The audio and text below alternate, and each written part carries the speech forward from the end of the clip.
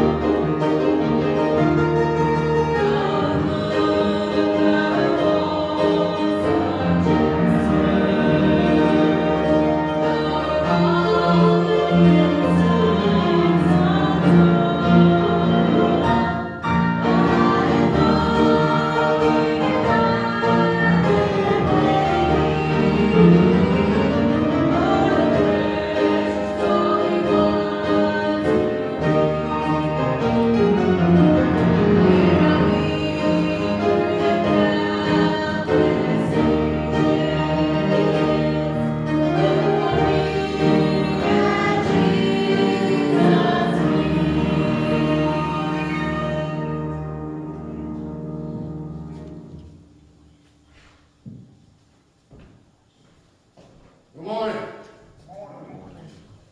Glad to see you all here this morning. Got a little cool last night, didn't it? A little cool? You turn the heat on? At the house to get a shower. I didn't turn the heat on here.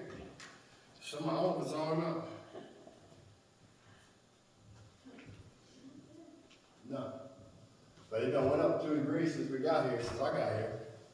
So that's the thing. It keeps warming up, you know, when people come in and stuff, the day heats up too. So it's just about 68 or 69, I think. So, but it's warming up. It was cool with that when I got here. So, but no heat on yet. Y'all gotta have it be turned on. No. It's gonna smell. That first heat smells, you know that. So, but anyway, what we got going on as far as announcements goes, this coming Saturday is our fall festival. We'll have our fall festival starting on Saturday out of the Tyndall household, and that's at 6. And that's at 6. And y'all can talk to Sister Wendy and find out exactly if she wants you to bring anything, but bring a chair. And I heard somebody's gonna make some cookies, and I heard somebody else gonna make some chicken dip. So we're gonna have hot dogs. Everybody's gonna roast their own wing in. Then we're gonna have s'mores, and then we got some things for the teens to do, and then we're gonna have a hayride for everybody. If Cody Tyndall gets takes care of that, he is trying to build a fire pit right now. but that's what we got going on Saturday. And then on the 22nd, which will be the next weekend, will be our homecoming. And there's a sign-up sheet for people to sign up to bring items for food to eat. You can write on there what you bring. That way we know what we got, so we don't have all one item. And we have what we need. And then the following weekend, which will be the 29th, that Sunday night is our 5th Sunday night singing, and Beaver Dam will be coming that night, and we're going to have baked spaghetti that night. to eat. So that is the game plan for the rest of this month. Am I missing anything? We are having choir practice tonight. Only for anybody that has a song in the Christmas play. Anyone who has a song in the Christmas play. I don't have a song in the Christmas play. What time? 5 o'clock? 5 o'clock. So, but that's what we got going on as of right now. Turn the rest part of this service over to our worship leader. Page 329. Look up there.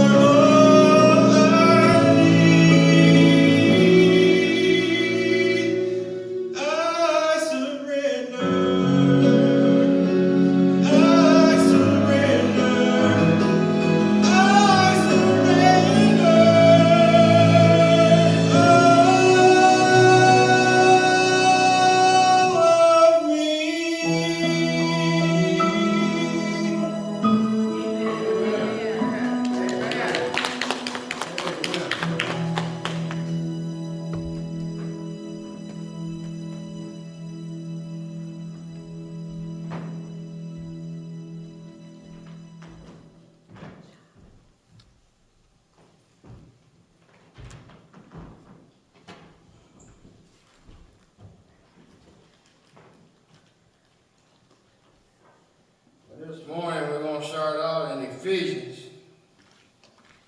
And,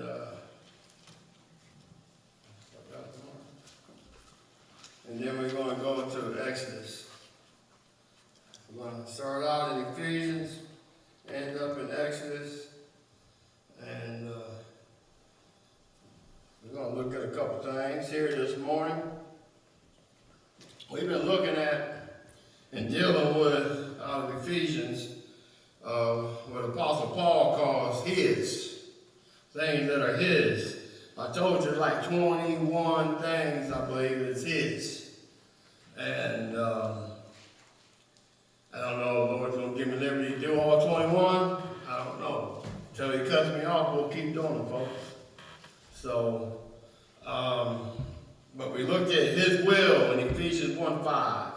We looked at his grace in Ephesians 1:6. His blood in 1:7. And this past Sunday, we dove into the deep subject or deep well. I like to call it as his glory. I think the Lord's worthy glory is worth searching out. I do. I don't think we can ever get to the bottom of how wonderful how God's glory is. It's just great. So far, this is the only one that jumped out to me so far that I broke down the 3 messages. I don't have the third one done yet, but it's going to be up being 3. So, but when he lets me do it, we'll do it when he says to do it. But last week we started on his glory, and it was living for his glory. And this week is going to be a little bit different. But I got one verse to read in Ephesians, then we'll jump to Exodus. But in Ephesians chapter 1, verse 12, it says that we should be to the praise of his glory, who first trusted in Christ. As a child of God, we have no excuses for not living your life to bring Jesus Christ glory. We have no excuses. The only reason God left you on this dirt ball after he saved you, redeemed you, and bought you was to bring him glory, to help lead people to show them his glory. Is what we are supposed to do. We should be constantly looking for his glory. We should. I will remind you what the word, according to Webster 1828, says about the word glory, what it means. It means brightness, luster, splendor, honor, praise, or the divine presence of God. That's Webster 1828. Me, as a child of God, I always want to be looking for his glory. You don't have to look far, Brother Deaver, to find his glory. Isaiah said that in Isaiah 6, he said that the Lord was lifted up high and the seraphims were flying around singing, holy, holy, holy. And they said, the whole earth is full of his glory. The whole earth. In other words, there ain't nowhere you can't look and find his glory somewhere. I mean, you just look at your own body and look how glory he is to make something like us. You know, all you gotta do is look outside and see the grass and the trees and the mountains and the rivers and the streams and the oceans and everything that he made, the fish, all the animals, all those beautiful deer, all those beautiful deer and rabbits and fish and sharks and all that. He made all that. I seen something the other day. I knew I was preparing for this, and I don't know how I'll come across it, but someone said that even ants give praise to God on how they make their beds. Have you ever seen any type of ant? Don't their ant hills go up like this? Even the little teeny ants, they might even have a little hill like this. You know, fire ants, they keep building forever. But even ants give praise to God. I said, wow, they show his glory, even ants. I heard a preacher say that if your heart is right with God, you can hear and watch the wind blowing through the trees and through the leaves and get a blessing from it.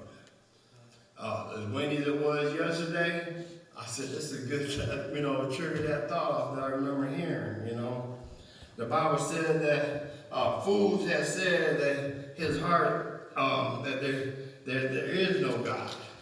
Only fools can think there ain't no God. You look around and see that.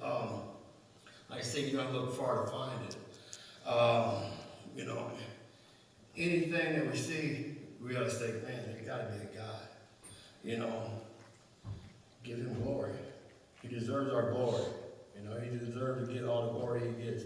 Romans 1 said that when they knew God, they glorified him not as God, but became vain in their imagination, and their foolishness heart won darkness. Protesting themselves to be wise, they became fools.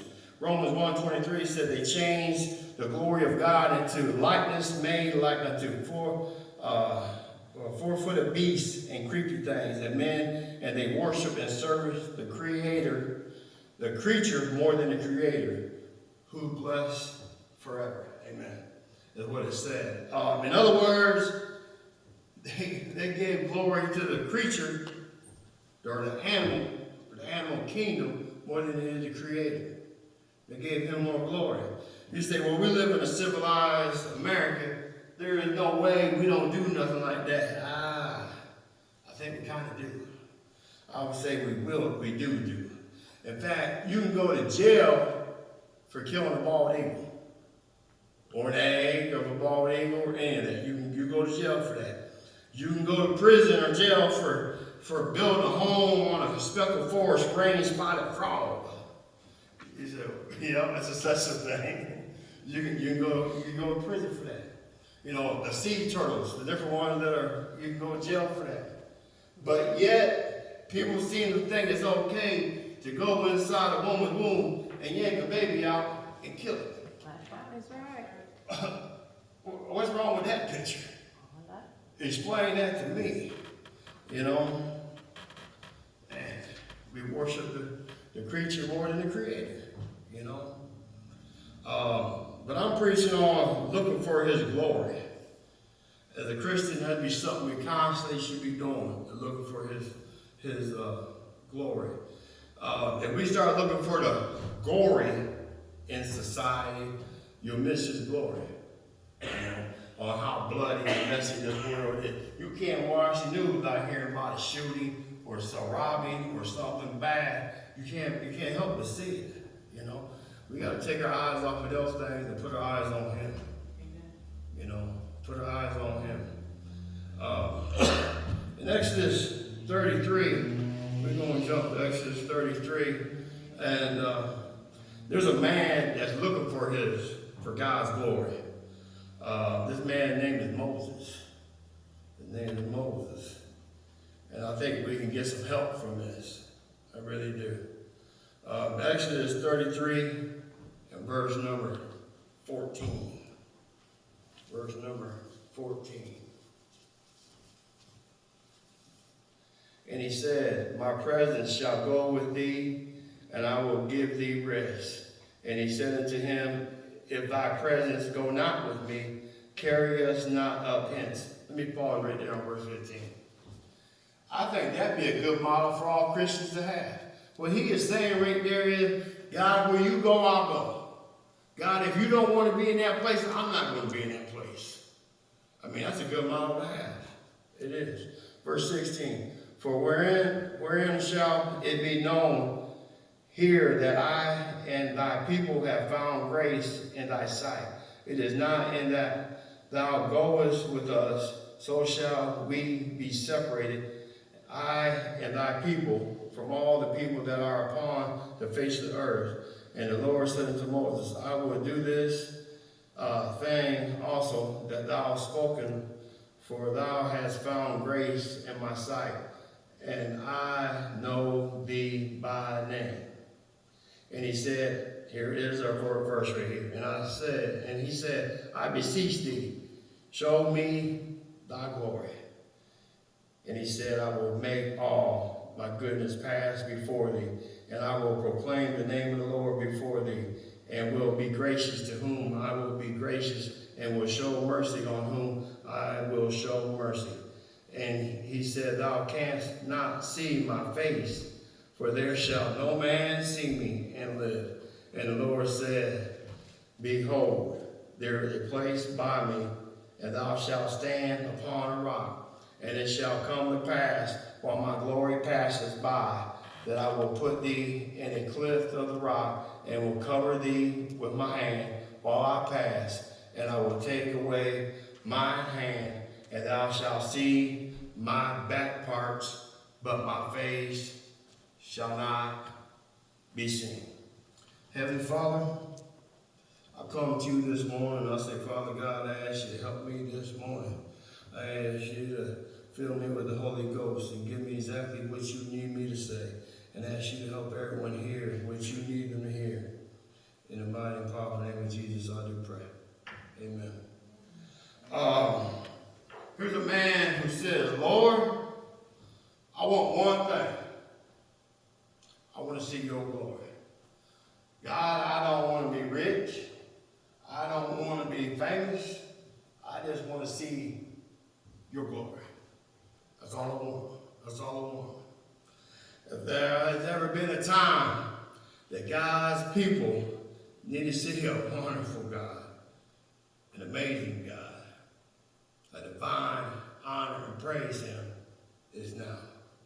The time is now. It's due. It's in this day that we live right now with everything that's going on, folks. We have enough down and out, depressed, discouraged Christians. What do we need? We just need to get back into the place of his glory, is what we need. That's where we need to be. You've got to remember that he's on a high, preeminent spot, and he deserves every last bit of it. You know, he'll turn that frown upside down and give you a smile down deep into your soul in these dark days that we live in. We live in dark days, y'all. If you get your eyes off of this world and get your eyes back on him, it'll make everything a whole lot better. It'll change everything for you. You can't do it just every once in a while. You got to keep your eyes on him all the time. All the time, your eyes should be on God. You should look and live in the glory of God in your life. Can I show you several things about looking for his glory? And we'll be done. First thing is, problems push Moses to look for his glory. You say, why would God allow problems in my life or your life? Sometimes it will push you to need to find his glory, to look for his glory when you got problems. You say, what kind of problems did Moses have to want to search for his glory? You find it back in chapter 32. Moses is fed up to hear, y'all. Moses is flat out fed up. He done brought God's people out of Egypt. They barely done got across the Red Sea, and they complaining and murmuring against him and God. Moses goes up on Mount Sinai. He receives the law from God. God writes it down for him. He's up there 40 days and 40 nights, y'all. And when he's coming back, he gets back, and he finds out every last one of them backslid. They wicked. They back to the ways they were in Egypt. They worship a golden calf. A golden calf, y'all. Aaron made it. That's Moses' brother. He's a priest. He's a preacher. He gets down there, and them people are down there, and they are naked. They dancing. Worshiping this God. Y'all, when I say they're down there dancing, they're down there having a ball. They're down there doing the nay-nay. They're down there doing the dap. They're down there doing the savage. Yeah, I know a new dance too. I heard of it, yeah. They're down there doing all that stuff. All that provocative dancing. Or back in the older days, they called it dirty dancing. But yeah, they down there doing all that. They weren't down there doing no holy dance, no worshiping God dance. They down there being nasty. This will say the least. But I want to read something to you out of Exodus 32, just kind of show you what I'm talking about here. Exodus 32 and verse 19. Exodus 32:19. It says, and it came to pass as soon as he came nigh unto the camp that he saw the calf and the dancing, and Moses' anger waxed hot, and he cast the tables out of his hand and brake them beneath the mountain. Moses got so mad, Harold, he come down here and threw the 10 Commandments down. His old man, when he got down there and seen that, he slammed them down. Verse 25. And when Moses saw that the people were naked, for Aaron had made them naked unto their shame among their enemies. Moses is fed up with the people living lasciviously, lustful lifestyle, living against what God done told them how to live, you know. He said, how in 40 days can y'all gonna go from shouting victory, thanking God for getting you out of Egypt, giving you manna, you're walking with the Lord, and 40 days and 40 nights, y'all done went back to being heathens, like you were in Egypt, you know. Done went right back to it. How in the world don't you do that? Doing everything wrong. Doing everything you weren't supposed to do. Moses is fed up with others. Have you ever gotten a place in your Christian life that you get fed up with people?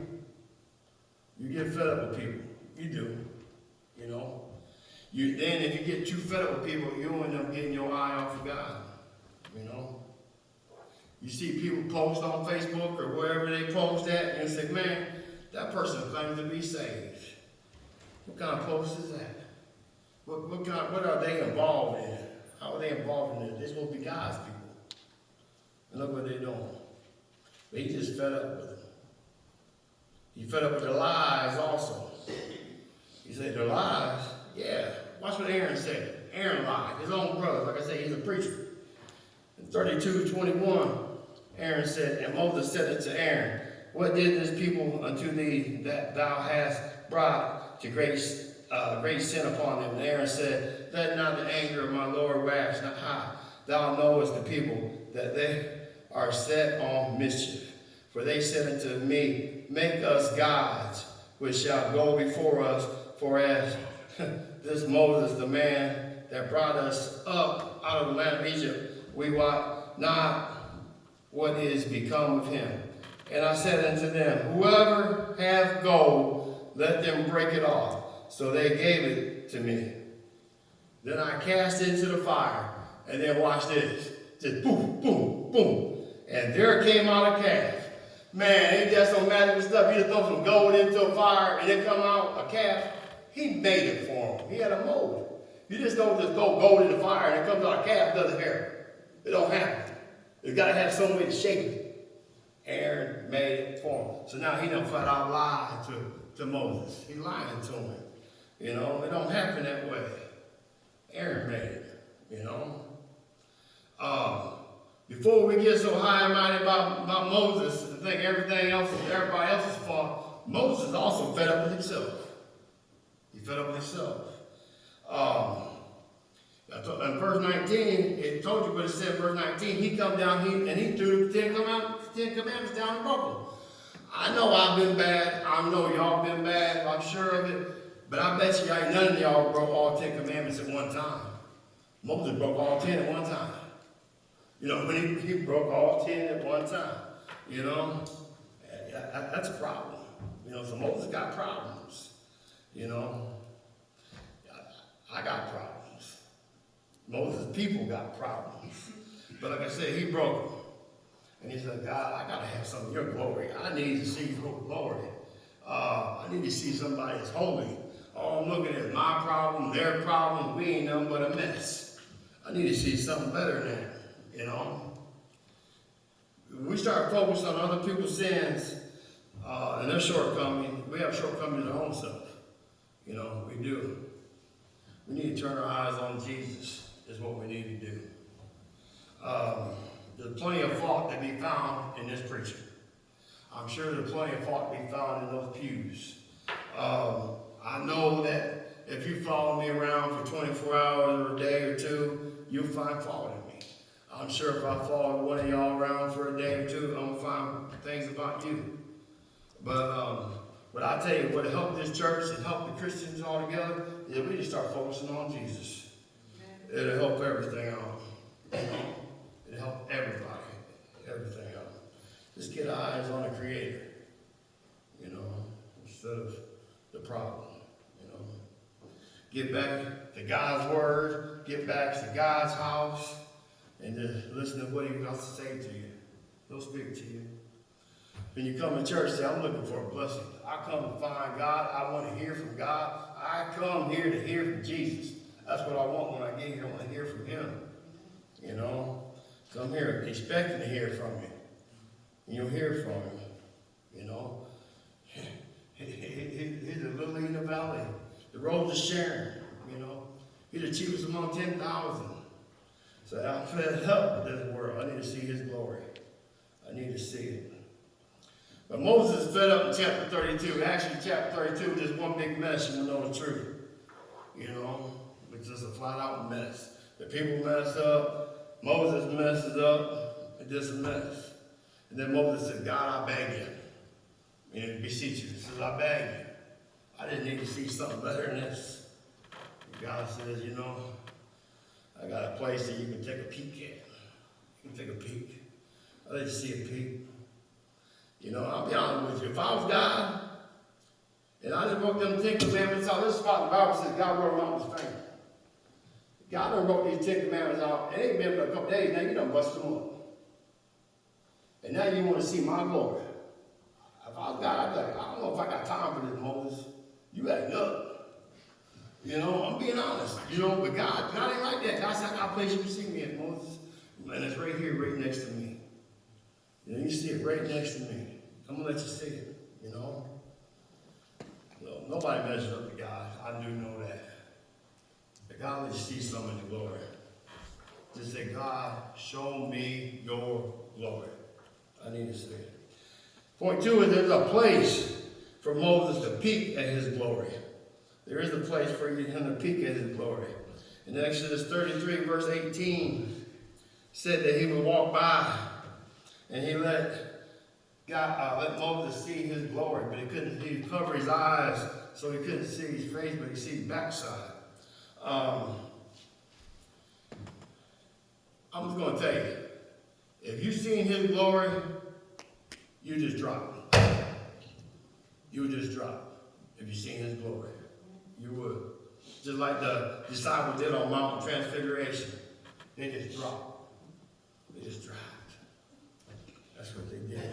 They just dropped. We all talk about what we're going to do when we get to heaven. We're going to go see Mama, we're going to see Papa, we're going to see so-and-so when we get there. But in Revelation, John said, that's what we're going to do, y'all. First thing we're going to do is going to drop. It's going to be like we just died again. We just going to flat out drop is what we're going to do. And then, once you get used to it, acclimated to what the situation, how glorified God is, and His shine and everything, you get used to that, then you're going to run and shout. Then you're going to go see so-and-so. You're going to do this and that. But the first thing you do when you get to heaven is you're going to drop. You're going to drop. Because you're going to be amazed at His glory. You're going to say, whew, I wasn't expecting all that. Yeah, but that's what you're going to do. His glory is just going to be amazing. But there are places to see His glory. One place is the church. We're going to get there here in a little bit. But if y'all realize how glorifying God is, you wouldn't be doing it on your phone during church service. You wouldn't be sleeping during church service. You wouldn't be, you would be happy to be in a part of His glory. You find God's glory in His house. You really do, Moses, this part of Moses' story is a messed up story. You say, I need to see God's glory. I'm going to tell you where you find that. We're going to get to that. Moses broke the 10 Commandments. And God said, you still can see it. That just amazes me. It does. That God did that. But there's a place that several people found his glory in. Noah found his glory in the ark. Abraham found it at the altar. Isaac found it at the well. David found it in the cave. The three Hebrew boys found it in the furnace. Mary found it at Jesus' feet. John found it on Jesus' breast. Paul found it in prison. I found it at Bethel Baptist Church in Foster, Ohio on one Sunday morning early, and I'm so thankful I found it. So thankful I found it. There's so much things messed up in this world, but you can find his glory. You can find his glory. And I'm going to show you where you can find it at. You don't have to go there with me, but I'm going to go to 2 Corinthians. 2 Corinthians, if you want to go, you can go. 2 Corinthians 3. You can find it in the scriptures. You can find his glory in the scriptures. 2 Corinthians 3:18. But we all, with open face, beholding as in a glass the glory of God, are changed into the same image from glory to glory, even as by the Spirit of the Lord. Y'all do realize this book is a mirror. This is what this book is. It is a mirror. It's for us to look at it and reflect back to ourselves. Is what it does. James, the reason why I say that, James chapter 1 said that the Word of God is a mirror. It is. You can get a peek of God through the Scriptures. Song of Solomon said that he was peeking through the lattice. Well, I can see him peeking through the letters. You know, he peeks through these letters, y'all.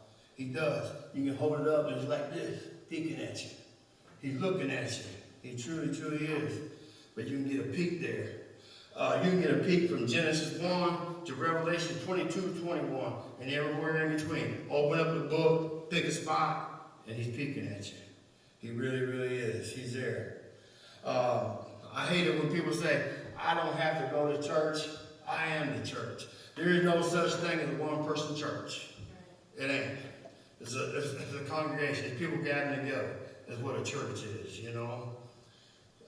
Watching church, sitting in your pajamas, drinking coffee, ain't going to church. It's not. And I'm going to tell you where you find it at, the church at, and that's in Revelations. That's in Revelations. Revelation 1 and verse number 11 is where we're at. Like I said, you don't have to follow me with this, but you can if you want. Revelation 1, verse number 11, saying, I am Alpha and Omega, the first and the last, and what thou seest, write in a book, and send it unto the seven churches which are in Asia, and Ephesus, and unto Smyrna, and Pergamos, and unto Thyatira, and Sardis, and unto Philadelphia, and unto Laodicea. And I turned to see the voice that spake with me. And being turned, I saw 7 golden candlesticks. And in the midst of the 7 candlesticks, one like unto the Son of Man, clothed in a garment down to the foot, and girded about the paps in a golden girdle. His head and his hairs were white, like wool, as white as snow, and his eyes were as flame of fire, and his feet like unto fine brass, if they burn into a furnace, and his voice as the sound of many waters. And he had in his right hand 7 stars, that out of his mouth went a sharp 2-edged sword, and his countenance was a sun shineth in his strength. Let me stop right there for a second. Don't that sound like it's glory to me? It sounds glory to me. You know, it does. Verse number 20. The mystery of the 7 stars which thou sawest in my right hand, and the 7 golden candlesticks. The 7 stars are the angels of the 7 churches. Didn't we talk about this the other night? And the 7 candlesticks which thou sawest are the 7 churches. I want to go one more verse. Chapter 2 and verse number 1. Unto the angel of the church of Ephesus write these things, saith, He that holdeth the 7 stars in the right hand, who walketh in the midst of the 7 golden candlesticks. He walks in the church. That's what I'm telling you. That's what I just read to you. He is in the church. See, I need to see his glory. Everything is going on in this world. Everything is going on with our economy. Everything going on with food and everything getting so expensive to buy. Everything is going on in Israel right now. All that's going on. I need to see God's glory. I need to see it. You should want to see it. You should be searching for it. You know, you should. You truly should. God will show you his glory. I just told you, you can find it in his book and you can find it in his house. I tell you, the Bible says when 2 or 3 gather together, he's in the midst. He is here. He is in the glory. His glory is here. All you got to do is look for it. Look for his glory and it's here. You know, it's in the church. Jump back to Exodus. Jump back to Exodus. But now we're going to move on forward about this story into Exodus 34. Exodus 34, verse 29. Exodus 34, 29. And it came to pass, when Moses came down from Mount Sinai with the 2 tables of testimony in Moses' hand, when he came down from the mount, that Moses wist not that the skin of his face shone while he talked with them. But shone means his face was shining, y'all, is what it's saying. His face was shining. Verse 30, and when Aaron and all the children of Israel saw Moses, behold, the skin of his face shone, and they were afraid to come nigh him. They were afraid to come near him. His face was shining. His face was shining. Y'all do realize, once you start going to church and God starts to change you, the world will look at you and say, man, you were different. There is something different about you. Yeah, it's Jesus. Amen. Jesus was done changed me. You know, I'm different than I used to be. I'm sure you're different than you used to be. You different, everybody different. Once you get into his book, get around God's people, and let everything just fill in you, you will start to change. Some change faster than others, but you will change. You know, you will change. Verse 33. Until Moses had done speaking with them, he put a veil on his face. Put a veil on his face. But when Moses went in before the Lord to speak with him, he took the veil off until he came out. And he came out and spake unto the children of Israel that which he was commanded. And the children of Israel saw the face of Moses, that the skin of Moses' face shone. And Moses put the veil upon his face again until he went to speak with him. With him. God's glory changes us. Can't be afraid to let him change you. It's okay to be different than the rest of the world. We're supposed to be. You know. So you can find glory in his scripture. You can find glory in his sanctuary. You know. 2 Corinthians talks about more of it. It's the same thing in 2 Corinthians chapter 3, verse 7 through 9. It tells the same exact story in the New Testament. The only reason I'm showing you all this stuff in the New Testament is some people want to say, well, that was the Old Testament. That was Israel. They ain't got nothing to do with us. But the same story is told in the New Testament to let us know that it helps us. It's the same concept. It really is. You know, it's for us, to help us. This whole Bible is. The whole Bible is. In 2 Corinthians chapter 3 and verse number 7, it says, but if the ministration of death written and engraven in stones was glorious, now listen, so that the children of Israel could not steadfast behold the face of Moses for the glory of his countenance, which glory was to be done away. How shall not the ministration of the Spirit be rather glorious? This book is the ministration, y'all. This is what he's talking about, the book. For if the ministration of condemnation be glory, much more does the administration of righteousness exceed in glory. This book is more glory than what Moses seen looking at God's backside. That's what I just read to you. This is more glory than what Moses seen. We got more than what Moses got. That's what I just read to you. This book is more. It's more. They had God literally speak to them. And what I'm telling you is what we just read. If God would speak to us right now, if God would just speak to us vocally right now, what you got sitting in your lap is more glorious than God speaking to you. That's what I just read. We got to realize what we got is precious. What we have is precious. It is precious. It's greater. I don't know where I was at. I think verse 10. For even that which was made glorious had no glory in the respect by reason of the glory that excelleth. For if that which is done away was glorious, much more that which remaineth is glorious. Seeing then that we have such hope, we use great plainness of speech, and not as Moses, which put a veil over his face, that the children of Israel could not steadfastly look at the end of which is abolished. Verse 15, but even unto this day, when Moses is read, the veil is upon their heart. We aren't covering our face. We are to go out and show the world what God done for us, how he changed us, how he gave us help, how he gave us hope, how he gave us peace, how he gave us joy. Show the world everything that he gave us. Everything. A couple more verses, I'm done. Chapter 4, verse number 3. But this is us.